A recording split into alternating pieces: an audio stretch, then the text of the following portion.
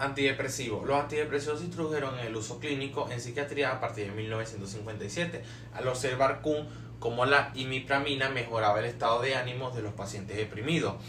En la década posterior se desarrollaron la mayor parte de los antidepresivos denominados tricíclicos. Paralelamente se comenzaron a utilizar también los inhibidores de la monoaminosidasa, tras comprobarse que algunos fármacos antituberculosos con actividad IMAO producían euforia y mayor iniciativa en las personas que lo tomaban. A diferencia de los estimulantes como la anfetamina y la metilfenidato, que solo mejoran el estado de ánimo en personas que previamente están deprimidas, no elevan el ánimo en sujetos normales.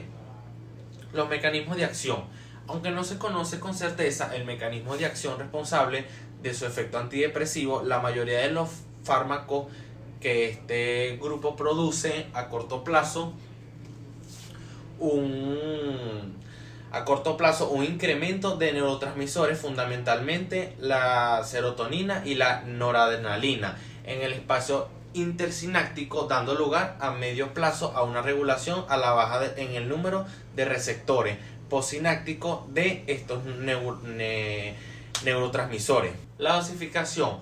Los ISRS tienen una curva dosis de respuesta plana, que esto es, más del 75% de las personas que responden lo hace a la dosis inicial. En el caso de la fluoxetina parece haber un efecto ventana terapéutica, que es decir, por encima de una dosis determinada los efectos terapéuticos disminuyen. En general tienen una vida media larga, lo que permite la administración de la dosis una vez al día. Esto es especialmente relevante en el caso de la fluoxetina, con una vida media que supera las 24 horas y que además tiene un metabólito activo.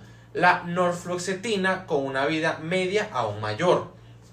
Las indicaciones. Los trastornos afectivos como episodios depresivos, trastornos depresivos recurrentes, trastorno bipolar, trastorno de humor persistentes.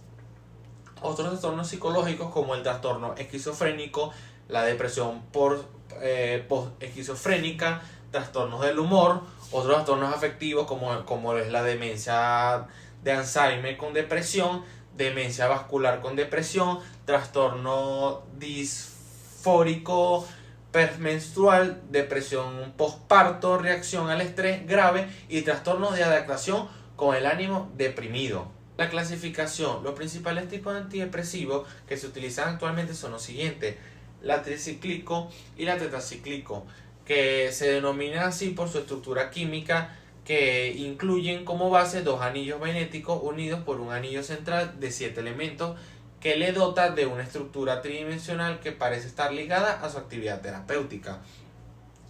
Los inhibidores selectivos de adaptación de serotonina, que agrupan a diversos principios con diferentes estructuras químicas que actúan en los receptores presignáticos de serotonina, inhibiendo selectivamente su recaptación.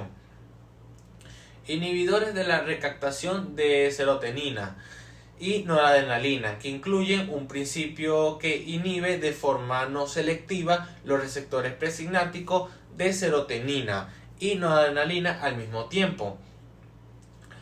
Los inhibidores de la monoaminosidasa irreversible y reversible, cuya acción fundamental se centra en la inhibición de la enzima monoaminosidasa encargada de la metabolización de las aminas biogenas tales como la rotamina, la noradrenalina y la dopamina. Esta inhibición puede ser irreversible e inefectiva, como ocurre en el caso de los IMAO clásicos, o bien selectiva y reversible, como ocurre en el caso de los RIMA, noradrenérgico y selectivamente serotoninérgico, que a través de diversas acciones dan lugar a un incremento de la noradrenalina y la serotonina en el espacio intersináptico. Los inhibidores selectivos de la recaptación de noradrenalina, cuya acción se limita fundamentalmente a la noradrenalina. Los inhibidores selectivos de la recaptación de dopamina, que por el contrario se dirige a la dopamina. Los antipsicóticos. Los fármacos antipsicóticos son también conocidos como neurolíticos. Son utilizados para tratar a la persona que tiene psicosis, un síntoma de enfermedad mental grave como la esquizofrenia o el trastorno bipolar, pero también otras condiciones como la demencia. En general no existe una cura para estas enfermedades, pero el tratamiento reduce la intensidad y frecuencia de los síntomas. La medicación y los factores psicosociales en algunos casos pueden conseguir una buena calidad de vida. La clasificación. Los antipsicóticos típicos son los que presentan los mecanismos de acción menos sofisticados dentro del grupo de los antipsicóticos. Básicamente funcionan como antagonistas de receptores dopaminérgicos, especialmente el bloqueo de receptores dopaminérgicos en la vía mesolíbica. Logra lo que es la meta deseada, que es apaciguar la sintomatología psicótica positiva. Los antipsicóticos atípicos. Se llaman atípicos aquellos antipsicóticos que se apartan de las características esperables de los convencionales. Constituyen la segunda generación de antipsicóticos, ya que aparecieron después de una molécula muy particular, la clozapina, con una eficacia antipsicótica aproximadamente similar a lo de los típicos. Se diferencia por presentar menor incidencia de síndrome extrapiramidal y de hiperprolactinemia. Desde el punto de vista clínico, a nivel farmacodinámico, son antagonistas al igual que los convencionales, pero agregan algunas otras afinidades con respecto de los otros receptores que complejizan la comprensión de los mecanismos de acción.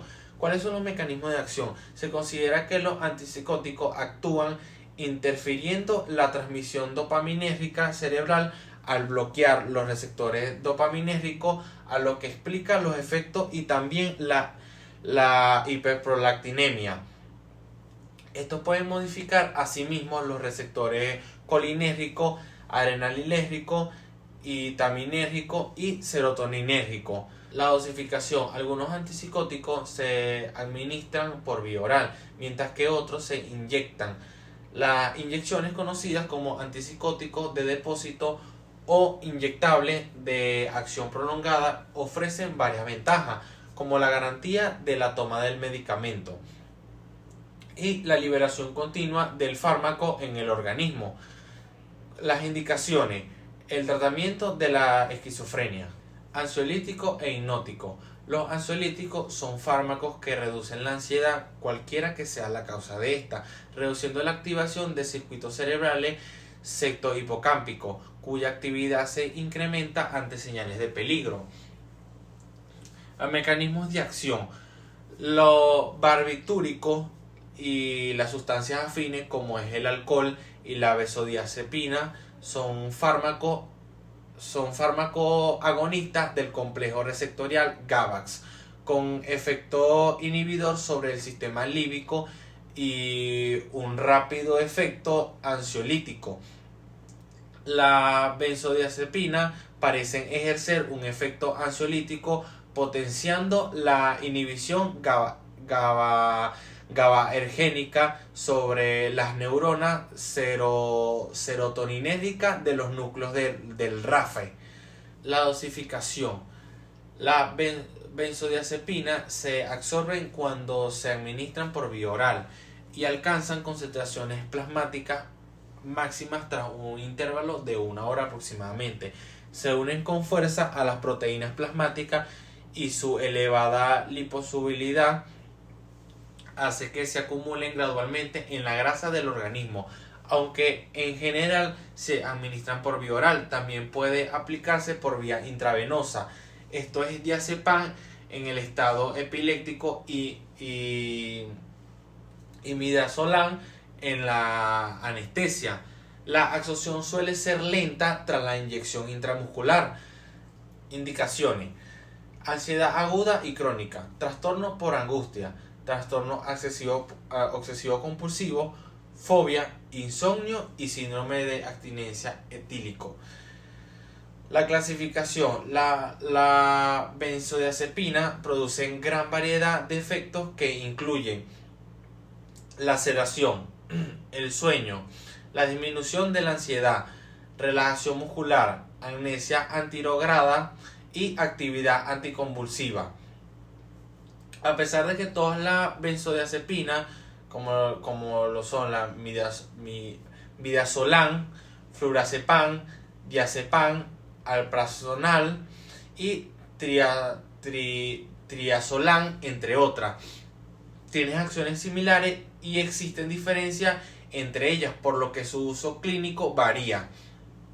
En general podemos afirmar que las benzodiazepinas son drogas que potencialmente provocan adicción. La dependencia psicológica y física se pueden producir en un lapso de tiempo que va desde una semana hasta meses de uso habitual o repetitivo. Existen varios tipos de dependencia de la benzodiazepina y esto se superponen entre sí.